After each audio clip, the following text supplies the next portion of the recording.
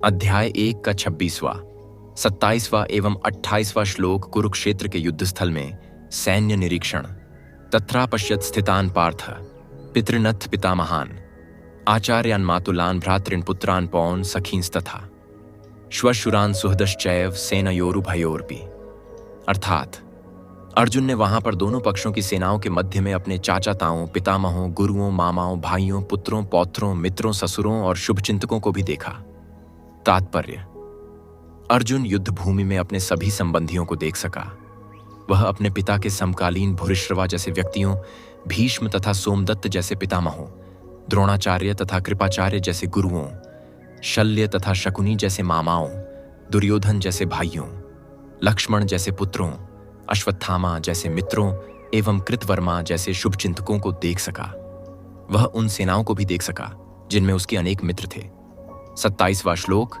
तान समीक्ष्य स कौन्तेयः सर्वान् बन्धूनवस्थितान् कृपया पर्याविष्टो विषीदन्निदं ब्रवीत।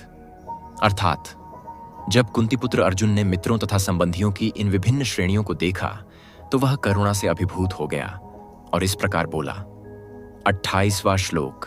दृष्टवेमं स्वजनं कृष्ण युयुत्सुं समुपस्थितं सीदन्तिमं गात्राणि मुखं च परिशुष्यति।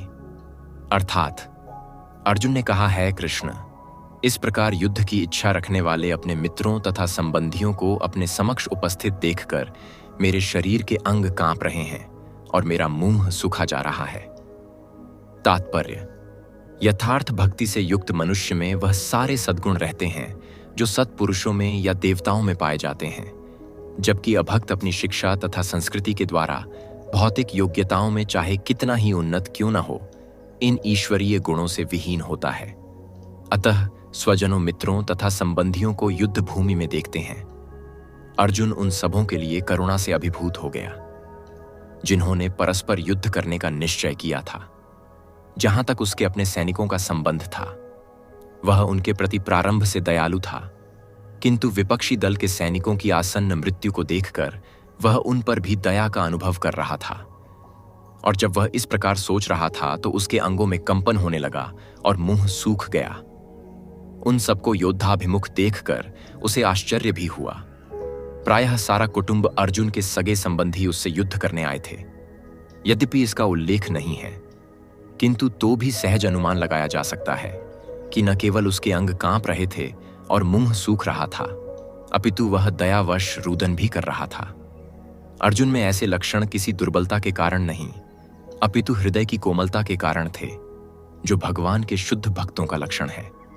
अतः कहा गया है, यस्यास्ति भक्तिर्भगवत्य किंचना सर्वैर्गुणैस्तत्र समास्ते सुराः हराव भक्तस्य कुतो महग्दुना मनोरथेना सति धावतो बहिः। भागवत 5। जो भगवान के प्रति अविचल भक्ति रखता है उसमें देवताओं के सद्गुण पाए जाते हैं, किंतु जो भगवत भक्त नहीं है उसके पास भौतिक योग्यताएं ही रहती हैं जिनका कोई मूल्य नहीं होता। इसका कारण यह है कि मानसिक धरातल पर मंडराता रहता है और ज्वलंत माया के द्वारा अवश्य ही आकृष्ट होता है।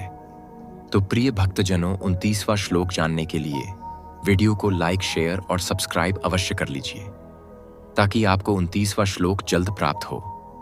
जय श्री कृष्ण जी।